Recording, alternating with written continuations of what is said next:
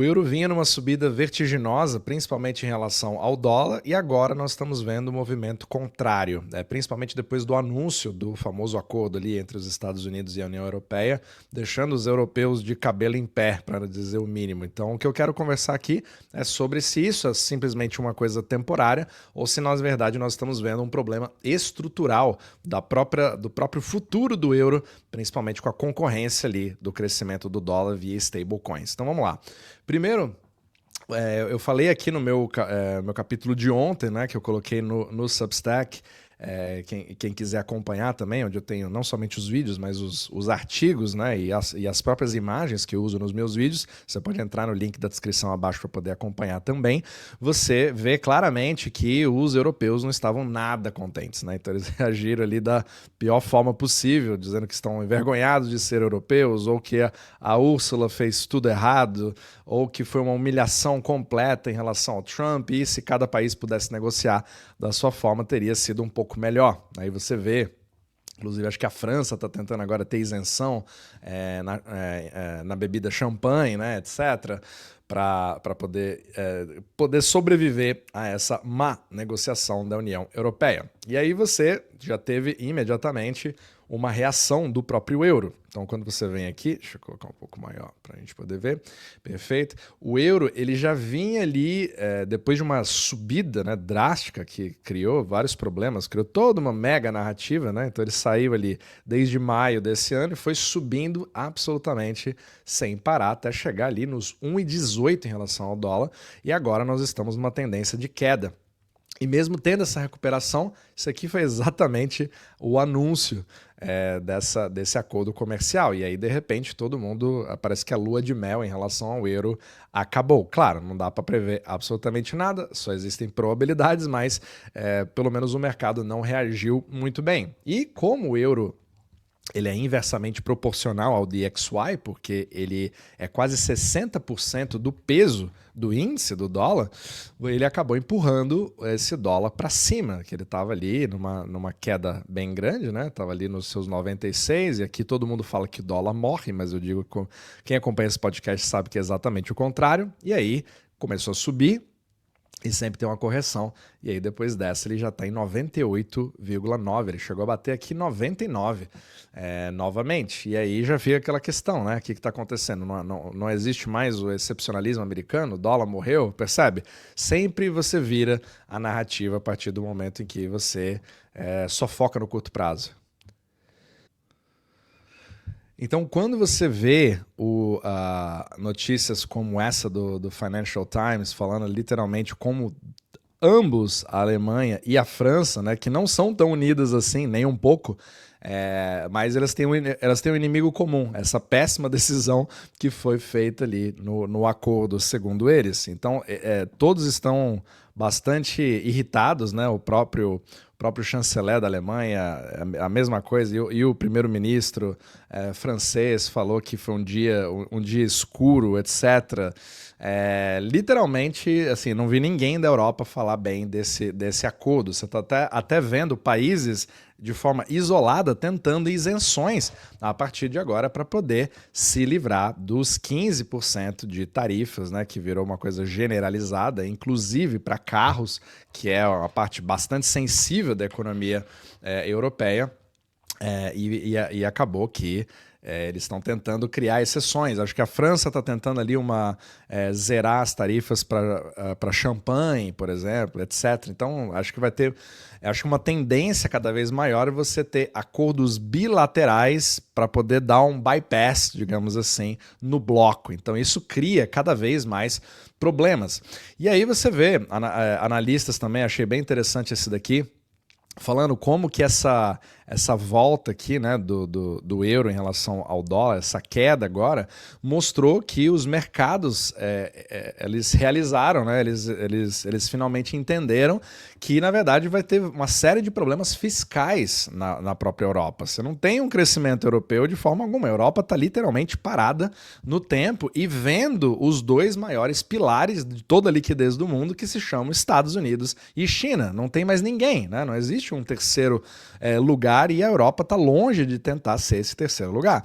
E, além disso, ainda tem um problema em relação ao euro digital, para criar um risco de ser fora do controle e o Banco Central Europeu começar a fazer uma emissão totalmente descontrolada, sem falar de todos os problemas que as CBDCs também criariam em relação à segurança e à privacidade das pessoas, que é exatamente o caminho, entre aspas, o caminho contrário, em princípio, que os Estados Unidos estavam fazendo com aquela lei das CBDCs, só que agora você tem uma concorrência, né, com a versão americana das CBDCs, que são as stablecoins.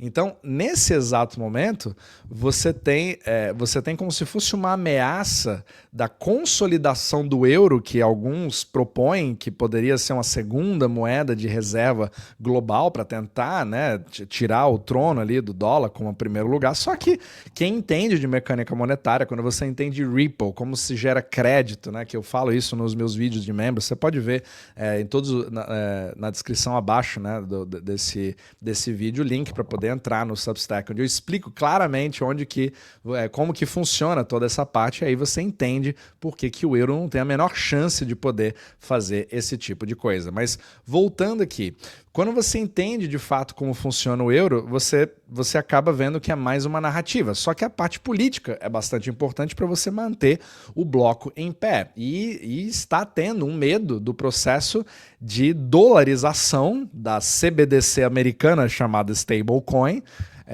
via cripto, que tem exatamente o mesmo efeito, se você parar para pensar, porque ela pode ser congelada, pode ser revertida, pode ser destruída, enfim, diferente do Bitcoin, e aí você acaba tendo uma certa ameaça em relação a uma certa pressa da União Europeia, o Banco Central Europeu, querer fazer essa implementação o mais rápido possível para não perder a hegemonia local, por um medo de você ter uma rápida adoção das stablecoins americanas ou lastreadas no dólar na União Europeia. E a União Europeia é bastante hostil em relação a leis de cripto, mas você percebe pela linguagem e pela forma que a própria Christine Lagarde fala, esse post aqui mostra muito bem, né? Falando assim, ó, não sei quanto a você, mas eu acho que ela está parecendo cada vez mais desesperada em tentar empurrar o euro digital como uma última tentativa de desaparecer e se tornar irrelevante como moeda. Eu não sei se o som vai sair aqui, mas eu vou fazer meio que uma tradução. Então, assim, é claro que nós sabemos o que está acontecendo aqui, quais são os perigos, mas a gente tem que garantir que aqui em casa, né, na Europa, nós tenhamos todas as medidas necessárias para proteger e preservar a nossa moeda. E nesse aspecto nós estamos focados em desenvolver o euro digital e fazer tudo que nós podemos, né, para estar ali na hora certa, para criar essa forma de dinheiro soberano, essa forma digital de moeda soberana disponível no menor prazo de tempo possível, certo? Não significa que vai ser amanhã, tal, só que sempre vai ter cash, sempre vai ter os bancos vão fazer parte disso e vão ser intermediários nesse processo, mas o nosso dever é fazer com que a preferência dos europeus que está desenvolvendo ao longo do tempo, etc., e o euro digital é uma possibilidade. Então você vê claramente que é um monte de baboseira e mistureba, né, de linguagem de Banco Central dizendo que isso aqui é vontade do povo.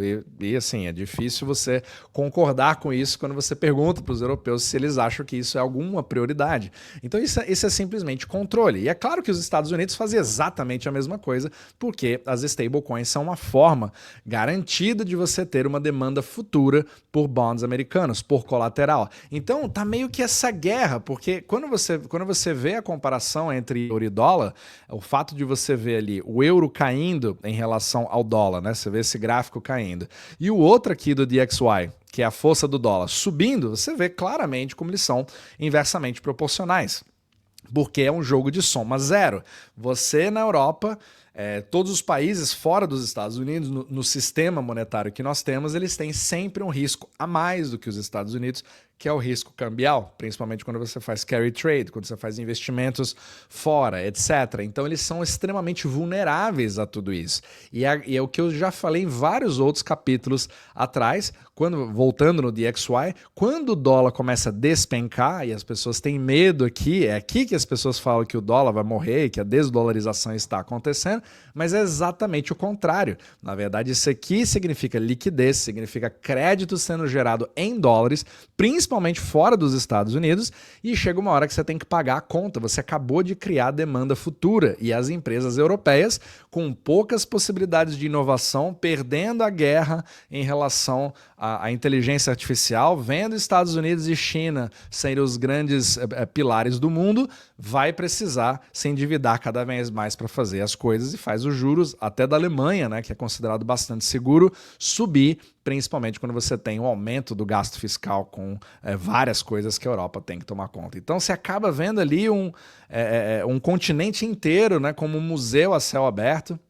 Eu estava ali recentemente, na própria Alemanha, vi as coisas assim paradas no tempo, né? Enquanto China nem se fala, muito mais avançado, e Estados Unidos também tentando andar e correr atrás. Então é literalmente uma corrida atrás do tempo para que você tenha qualquer chance, né, de correr atrás como um terceiro lugar, mas aqui dá realmente a impressão de que a Europa está lutando muito mais em relação à própria sobrevivência do euro nos próximos anos. E se às vezes você tem algum investimento na Europa, tem alguma dúvida, né, sobre o que fazer, o que eu estou fazendo hoje, por exemplo, com os meus fundos, eu estou trabalhando com um grupo de pessoas bem focado, onde você pode ter acesso a mim ao vivo, né, fazendo perguntas, etc., com aulas que eu faço com esse grupo, que é a Jornada Omnimacro, e você também pode se inscrever aqui no link abaixo também. Então vamos ver a cena dos próximos capítulos, como sempre, né, mas de fato a Europa está numa situação cada vez mais